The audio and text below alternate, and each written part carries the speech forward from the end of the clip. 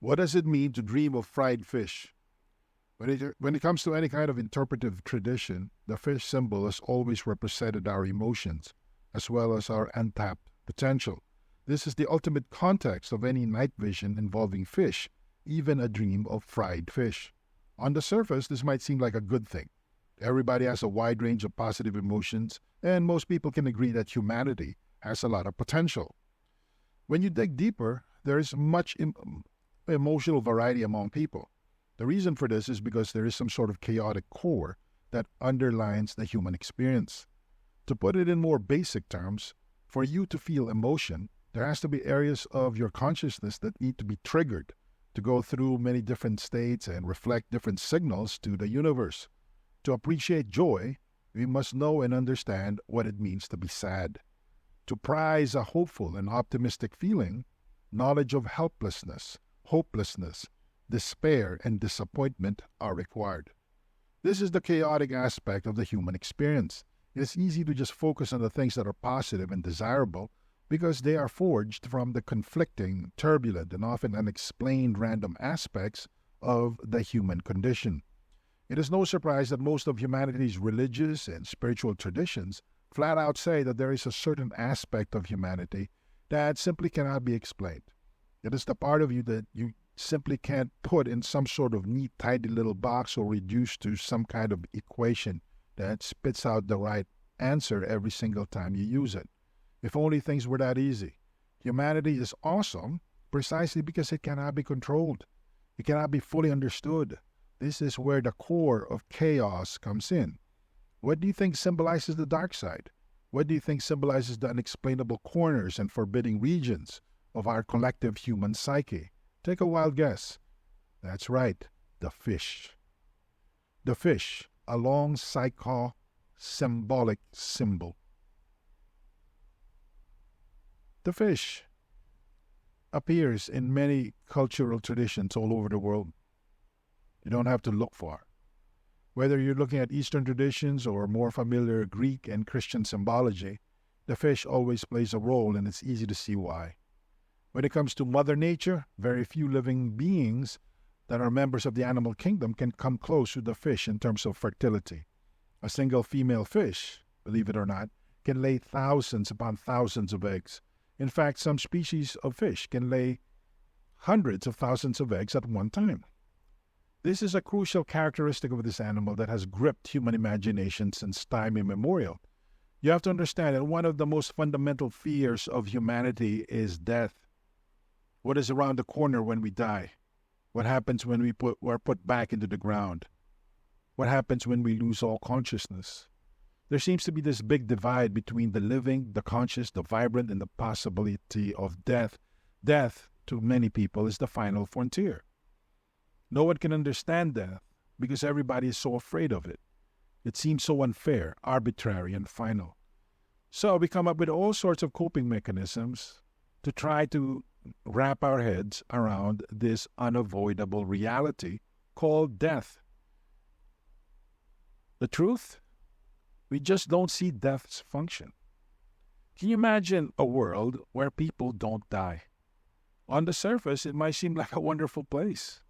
A place with no pain, no abandonment, no disappointment, no betrayal, no ultimate letdown. Why? We always get another day. And that day is followed by another day, and there's another day after that, and so on and so forth. It's as if you've been gifted with an eternal lifeline that gives you multiple chances of undoing whatever bad decisions you have made today or at some point in the past. Immortality does that, or so it seems. But does it really? Please understand that there's a big difference between immortality and youth. How many times can you feel betrayed before you give up on your friendships? How many times do you have to have your heart broken for you to give up on love? The same goes with trust.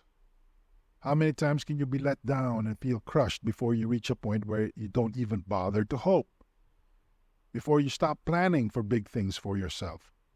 Have you ever bothered with the consequences of having an immortal life, but no youth? Because when you're immortal, you remember things. And there's a point where all the residue of all the bad decisions and of all the bad actions will pile up, and you just don't want to do with anything to do with it anymore. Now, let me phrase this in as simple terms possible so most people will understand. Eternal life would be hell for most people. I know that you are scared of death. I get that. You may be grappling with the consequences of death in your family. You may have been thinking about images of your mom that passed away or your beloved uncle who went too soon.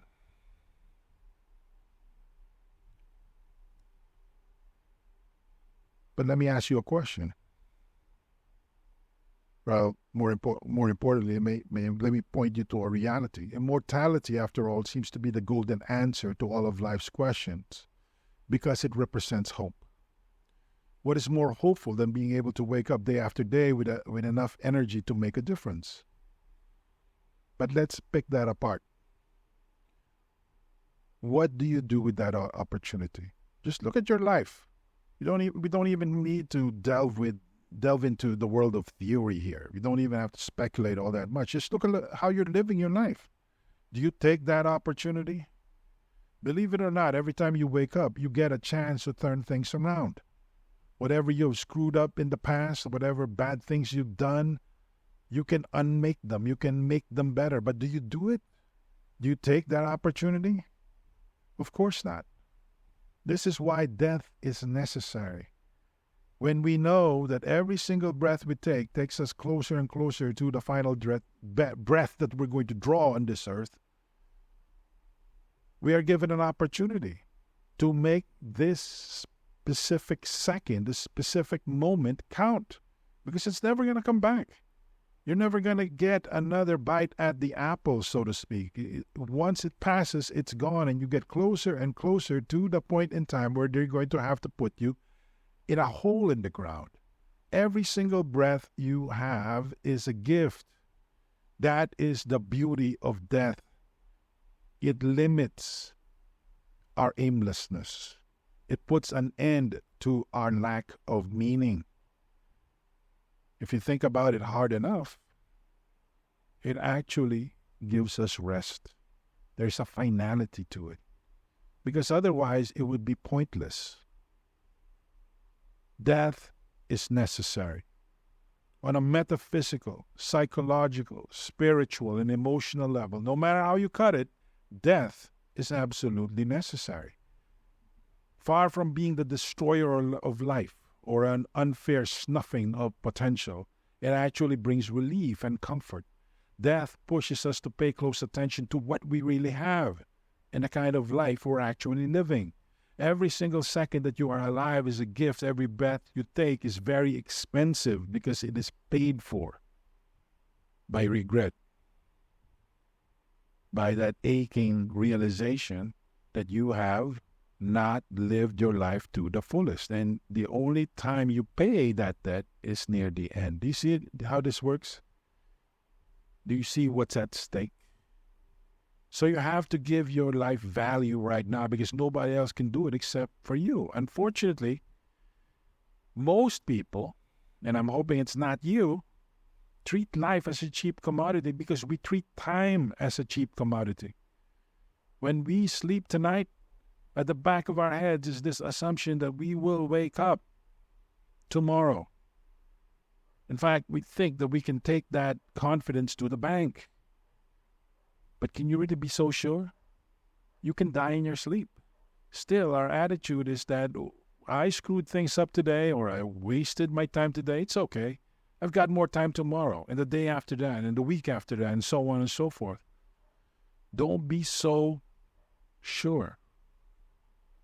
Life is not a cheap commodity. It's very expensive. And guess what? When you're at your deathbed and you are looking back at the kind of life you lived, every single nanosecond you spend going over the bad decisions, over the wasted potential, over the wasted opportunity, and the disappointments will feel like an eternity. That's the point in time where you pay. the fear of death, and fish imagery. Regardless of the reality of death and its necessity, human beings throughout millennia have turned to fish symbology as a workaround to death. After all, if you can't live another 1,000 years, you can live through your descendants. This is where fertility comes in. When you come across an animal that can replicate itself hundreds, if not hundreds of thousands of times every single year, you can't help but see your struggles for relevance, meaning, longevity, and consequence in this universe in that animal. Of course, our ancestors didn't quite articulate it that way, but the spirit of their argumentation remains the same. The fish is so prized in both Eastern and Western cultural traditions because of its fertility. The fact that it is able to produce so many copies of itself leads us to the conclusion that it somehow cheats death. Of course, many scientists are saying that this is an exaggeration because many fisheries all over the world are overfished. On the other hand, many other species aren't fished as much and they're growing fast. This is all a testimony to the reproductive capacity of fish. It is no surprise that when we see all this fertility, we see it as a workaround or even a shortcut that fixes death. And that's why when you see dream symbology of fish, understand that your subconscious is trying to reconnect or trying to make more sense of this idea of immortality. Any serious interpretation of fish in dreams must confront this underlying psychological strain. Fish, the desire for all life and emotional chaos. Given this context, fish really symbolizes our desire for life. You may think that you are so disappointed and you're so jaded and life has really let you down that you can safely and with all full consciousness and full conviction die tomorrow. That's what you think. But when it comes down to actually switching off and signing off to existence, most people find that they have cold feet. They have second thoughts. They go back. Why? Because we want to reconnect with infinity. We want to live forever. And we come up with all sorts of symbolic proxies for this. And a lot of this has to do with sexual fertility and lineage and legacy. Sex is a distillation of humanity's attempt at gaining some semblance of immortality.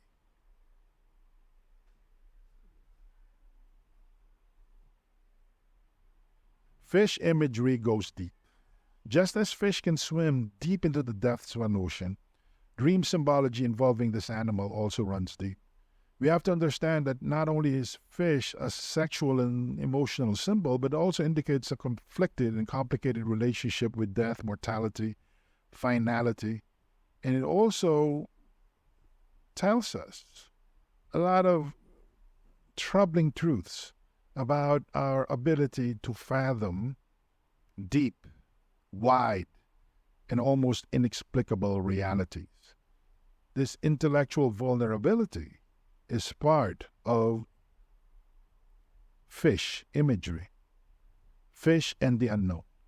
Since the fish symbolism is deeply connected with our relationships with unknown forces and our attempts at putting them under our control or somehow making sense of them, it is not a surprise then to see that there is a tremendous amount of uncertainty and insecurity at play when we see images of fish in our dreams. Whether fish are swirling around our feet or swimming around us, we feel that there are many areas of our lives we cannot control. And that's why when we fry fish, when we dry it, when we somehow impose our will on it so that it stops swimming and it becomes more defined, static, and fixed, this is a dream symbol of the willingness to take control.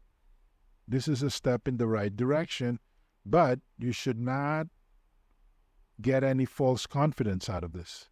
In many cases, it's temporary because that fish will eventually go back into the great cycle of reality. What am I talking about? When you eat a fish, what happens to the fish you ate? That's right, it will turn into poop. You will digest it and it will become feces. You then go to the bathroom and you flush it down, and what happens there? It goes to a water treatment center.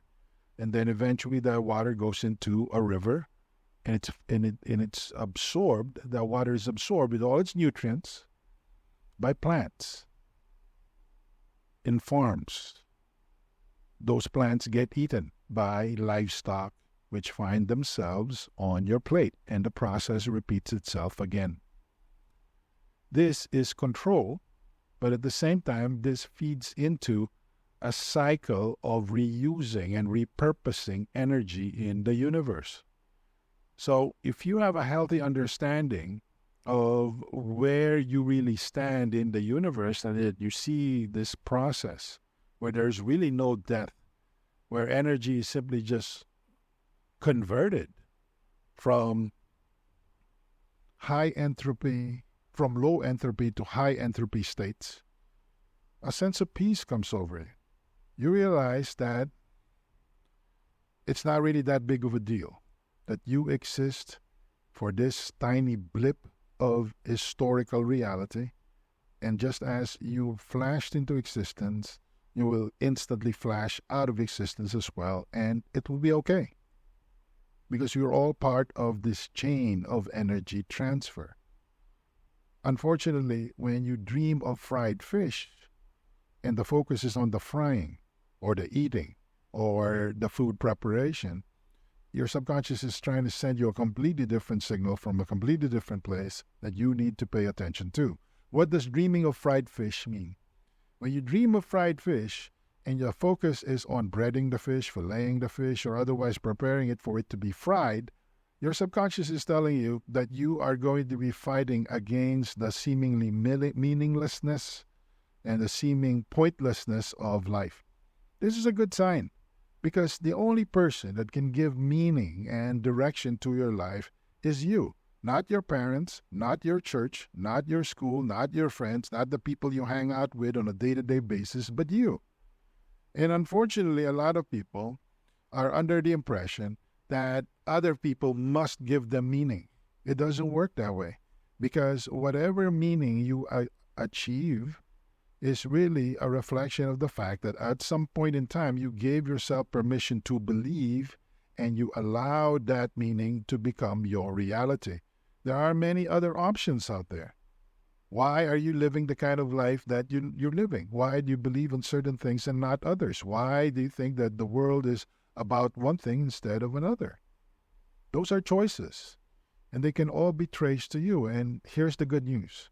If you are unhappy with any situation in your life, you can do something about it. This is where the context of frying fish comes in. Pay close attention to the context of frying fish. When you fry fish, what are you doing? You are acting on a symbol of human emotion and potential. You are putting energy into transforming what otherwise would be a symbol for the chaos of the human experience. Heavy stuff. And this is good news, because your subconscious is telling you that you are in a position to give yourself meaning. You are in a position to make decisions that can lead you to a different reality. You get to choose. You are not this helpless victim of history. You are a victor instead of a victim. You can overcome. The question is, are you going to claim this power? Otherwise, it's going to feel like your life is just this piece of plastic that is being pushed over the surface of this storm-tossed sea, and there's really not much you can do about it. Is that really the kind of life you want to live? So in this context, frying fish means an affirmative act on your part. It's you taking control. It's you rolling up your sleeves and saying to the universe, I've had enough. I'm going to make my own way. I'm going to focus on building the life that I want for myself. And this starts with focusing on and realizing the things that make sense to me. This is big. This is serious, because this is all about self-ownership. And unfortunately, a lot of people do not reach this level. They can't. Instead, life has become this oppressive trap